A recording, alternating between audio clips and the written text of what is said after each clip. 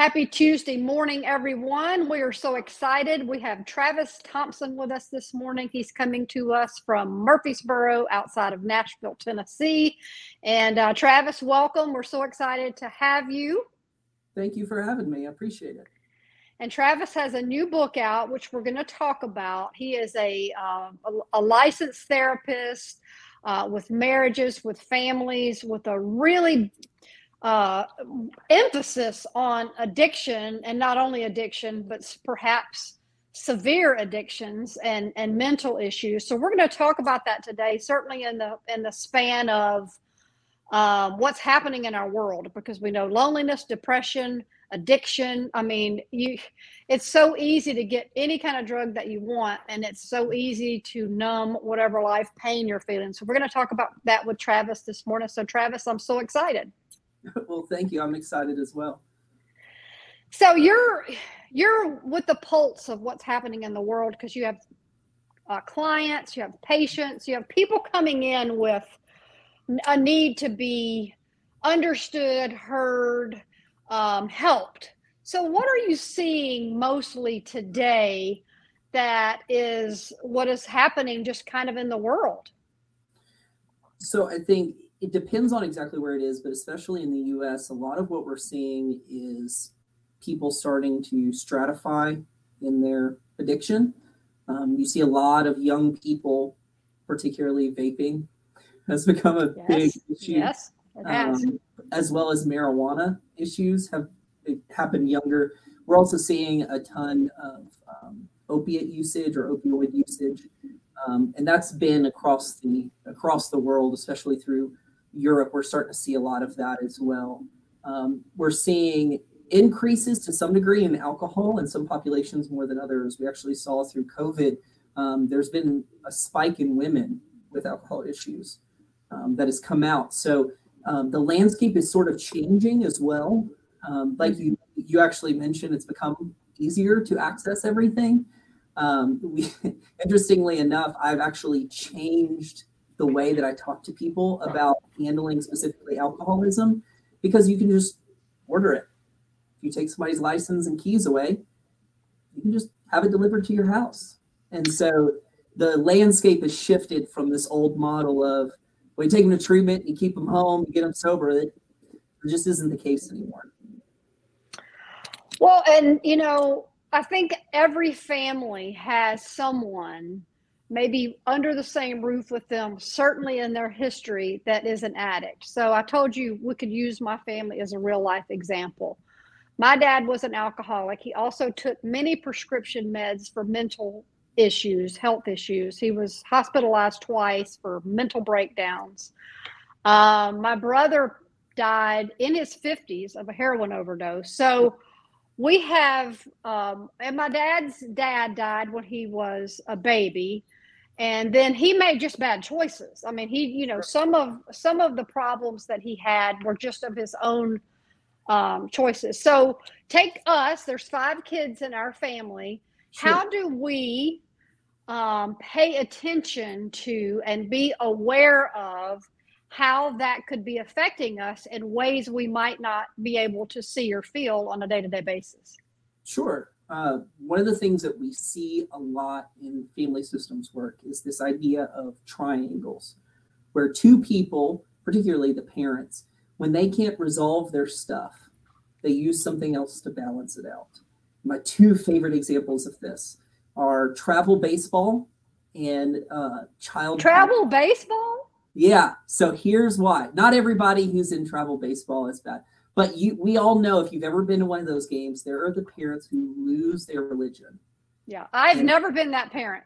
Oh, that's no. Just kidding. I have been. What's wrong with you, Blue? I've been that person that I'm like, I'll never be that. but we do know these people that it's like, okay, you've invested too heavily in your child, and your whole happiness is based on that.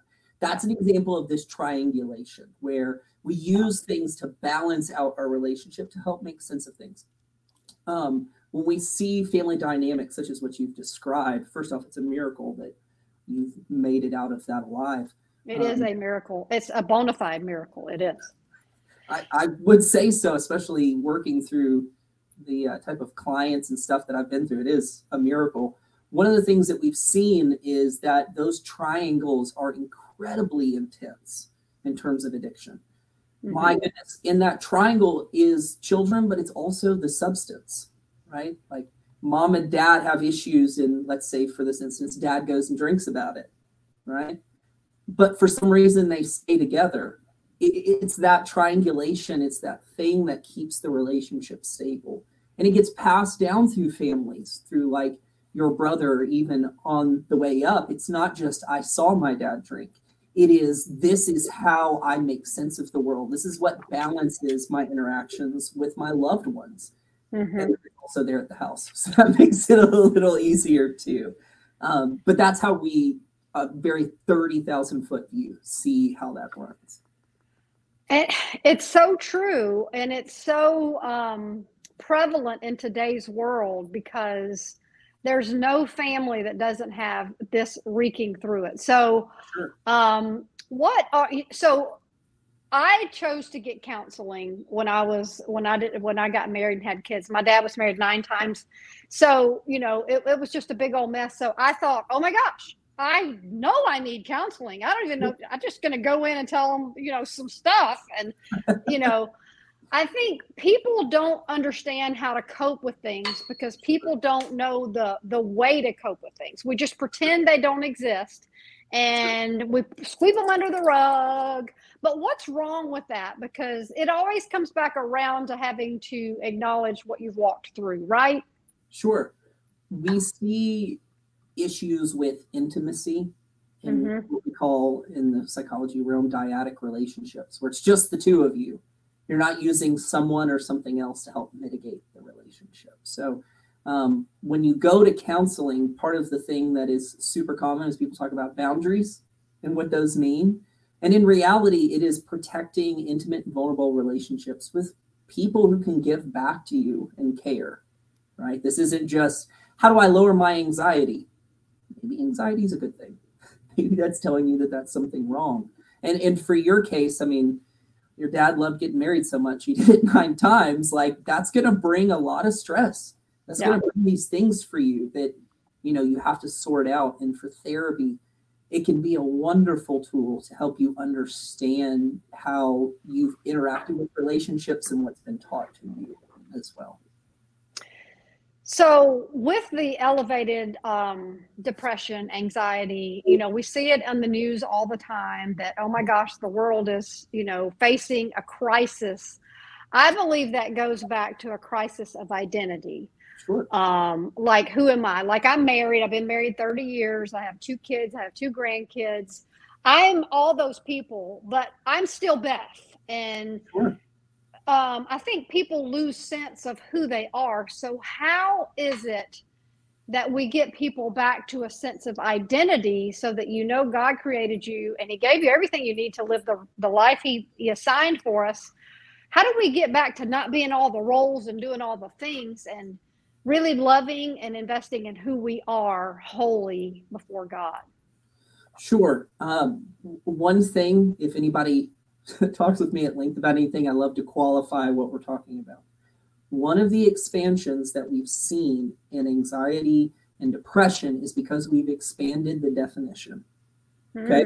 So part of it is, yes, there's increased problems of that lack of identity, that isolation. Absolutely. We've also expanded what counts, right? So technically speaking, if you're grieving and you're feeling really lost, we could categorize that as depression. I wouldn't personally, because I call that a healthy thing. If you lose a spouse, you should grieve. So part of the issue with that specifically is we've expanded what those things mean, so it catches more people.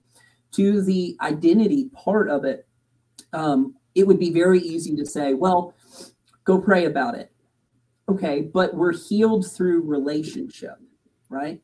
And so one of the big things that I talk about, particularly with my Christian clients, is the difference between a legalistic base with God and one that's relationally based. Because legalism is God and myself and these rules. And those rules mitigate relationship, much like triangles do in alcoholism, addiction, and things like that.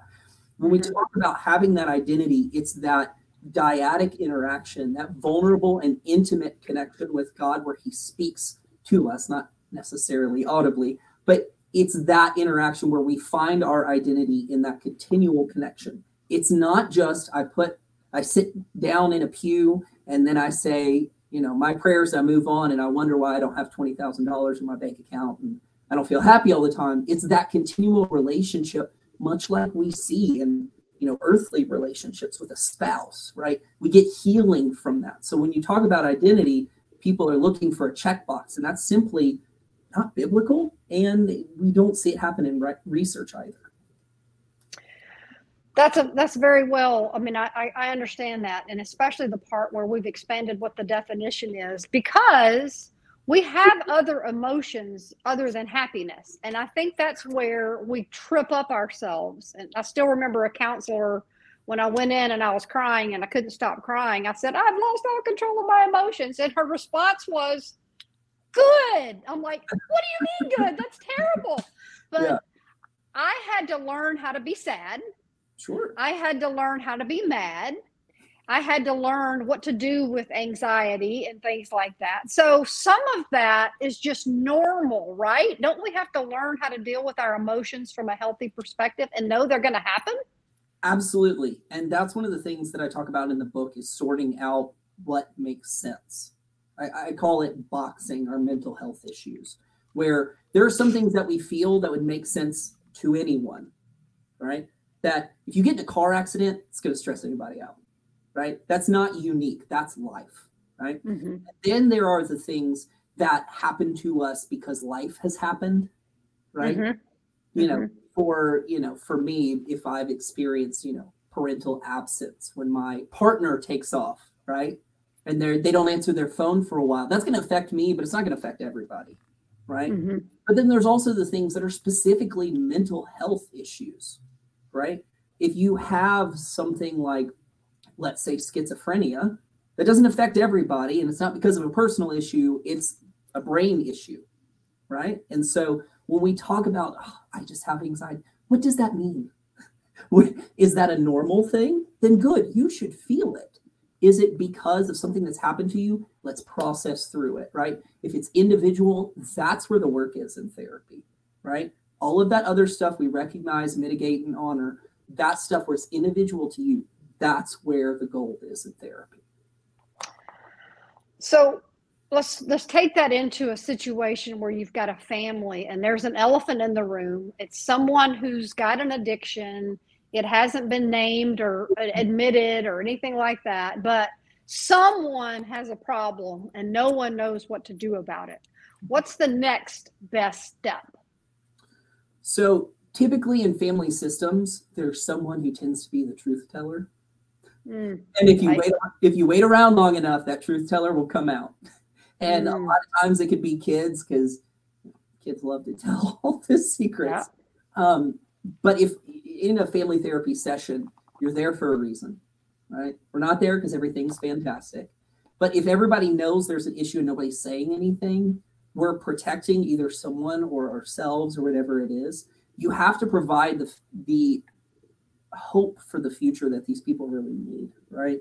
You're not going to tell me about your issues if you think I'm incompetent as a therapist. You're not going to go to someone who's supportive if you think they're going to shut you down. So for those elephants in the rooms, and particularly when it comes to Christianity and faith, it's hope.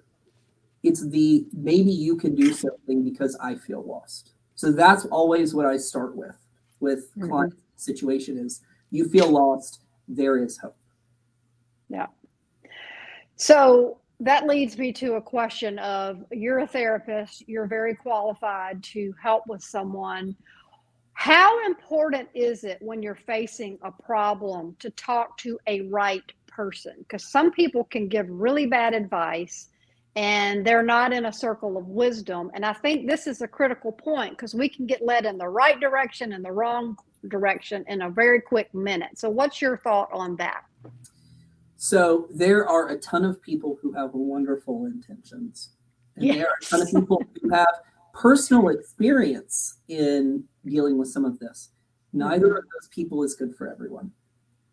And so there are people who have personal experience, and maybe there's a subset of people that can be super helpful. right? They can say, you know what, this is great. You're saying exactly my story. Chances are, though, they can't help a ton of people if all they rely on is just their personal experience, right?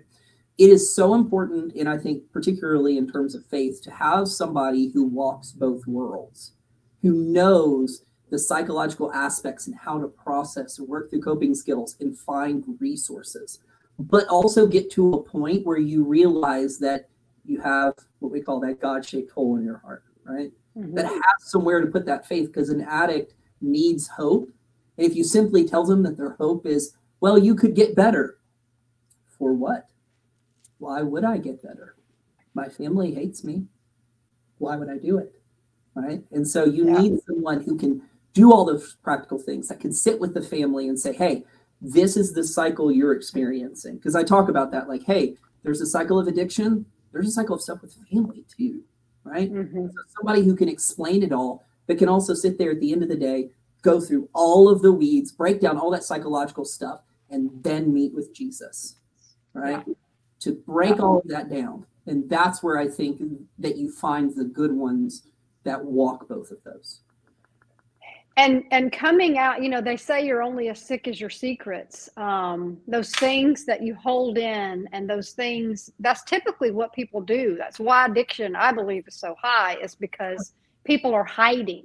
Mm-hmm. So what's that first step in maybe coming forward to a trusted soul and saying, hey, I have a problem. We have a problem. I need help. How does that look on a regular basis with just someone who doesn't know what to do next? So for me specifically, one of the things that I do is I throw out all of the feelers and I let people come to me, because if they're looking for hope, Jesus says, if you look for me, you'll find me, right? And so you want to honestly search yourself and find good wisdom on who to look for and who to reach out for, because it's not just in addiction that your secrets will keep you sick. It's your secrets will kill you. And your secrets will absolutely destroy your family, right? Yes. God can heal all things, but you know, there's no reason to have to go through all of that and continually. So if you are the loved one of an addict and you're saying this secret is taking us out, you can seek help on your own.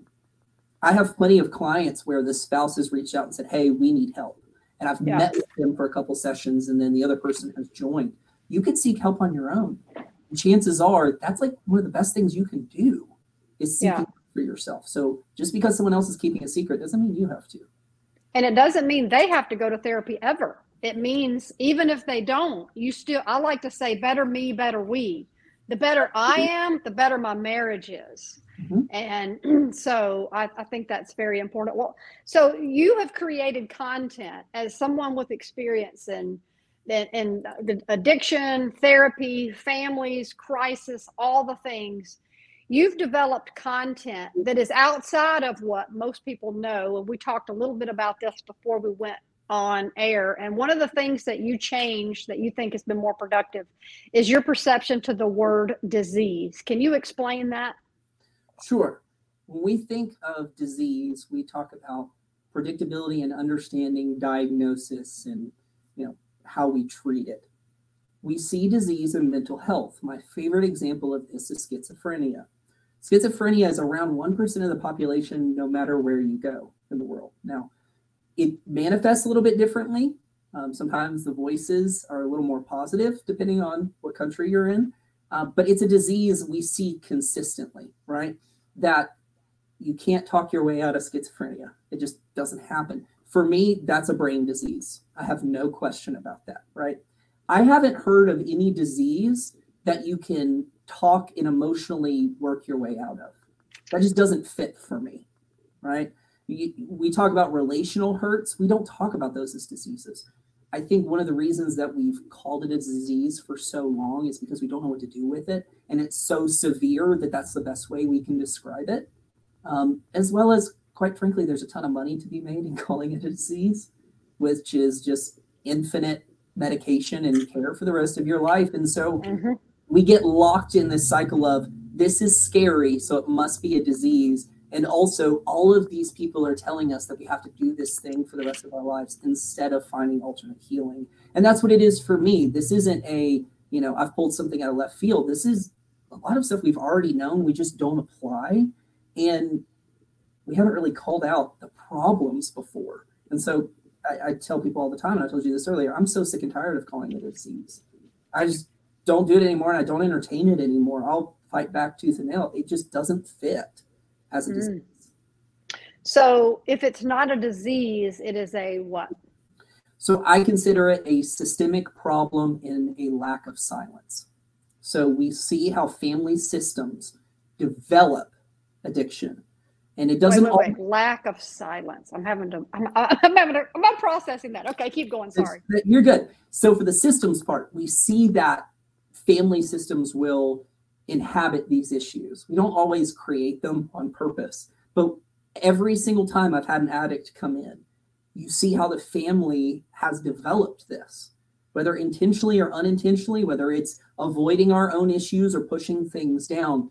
It's every single time. I've never met a client whose family wasn't also sick, period, bar none.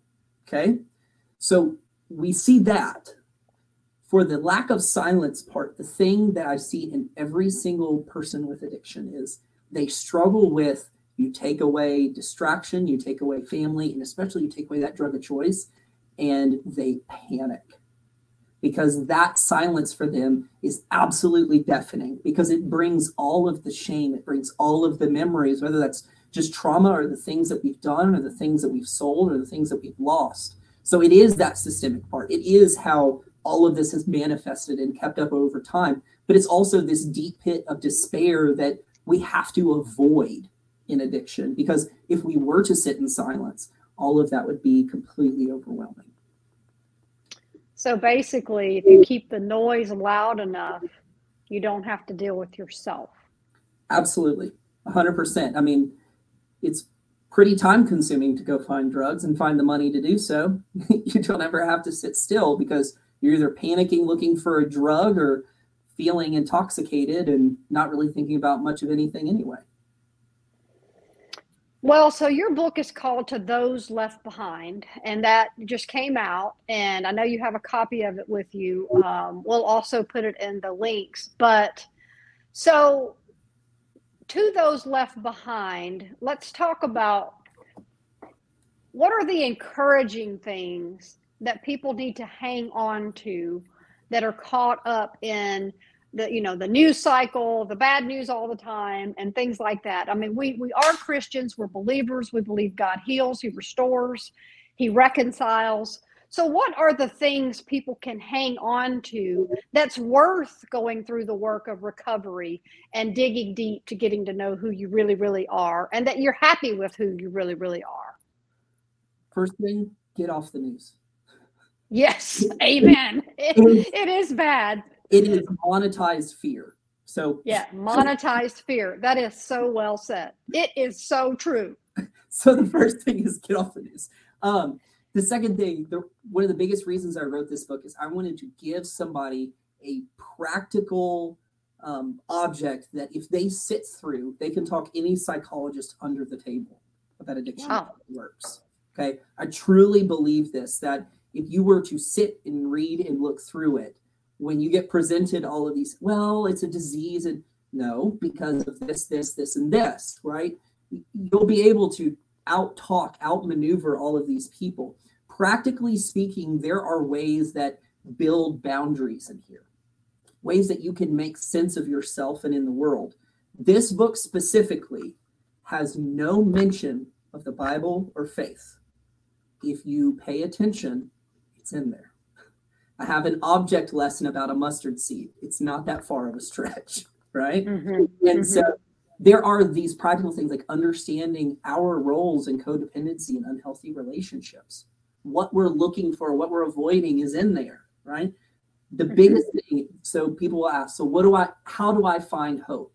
And I use this information to say, read it. It's there. You don't have to be lost. And specifically, you don't have to be left behind like so many people are when their loved ones go to treatment.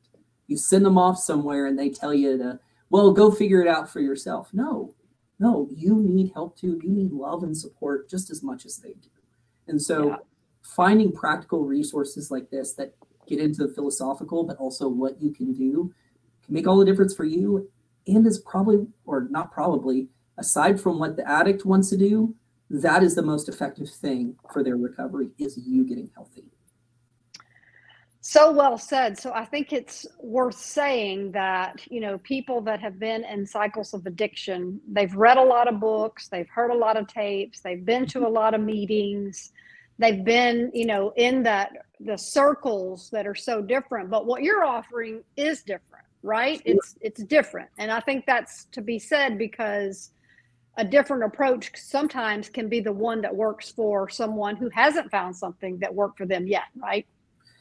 I'm fully ready for, at some point, to get some angry emails from higher institutions and people that want to be upset with me because I'm so sick and tired of some of this. And so yes, it is completely different. There's completely unique things you have never heard before in here. Yeah. But the beautiful thing is, once you read it, it makes sense and you see it everywhere. This isn't like you're learning some brand new idea or some brand new language. I simply just show the patterns and then it makes sense to you immediately. You start seeing it in your own life and other people's lives. So this isn't a brand new program. This is just, hey, this is what's happening. You get to decide what you do with it. Yeah. And so the emphasis is back on choices, which life is about choices. And, we all, the Christian walk for no one, or the healthy walk, or the walk past addiction, none of these patterns are easy for anyone. You have to be willing to do the work and commit to your commitments. And that's a big part of it, right? For sure. I have a whole section at the end of one of the chapters talking about, making boundaries and establishing them and following through if need be. But one of the big things is having that community of support. I mean, God's a triune God. He's got community. I don't know why we think we're different. Yeah. Amen to that. So your book is a resource. It's available on Amazon and anywhere else. I'm sure it's where most books are sold, but if you Google Travis Thompson, your book will come up and people can get it and order it. Yes, ma'am. If you, actually, I have it on my website as well, TravisThompsonCounseling.com. I've got links to all of my socials and everything, but yes, you find it on Amazon. It's there, get you quickly as well.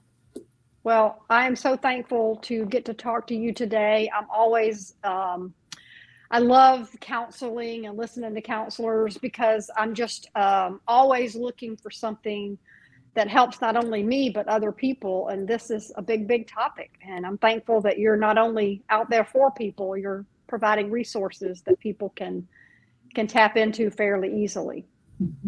Well, thank you so much for having me. I really appreciate it.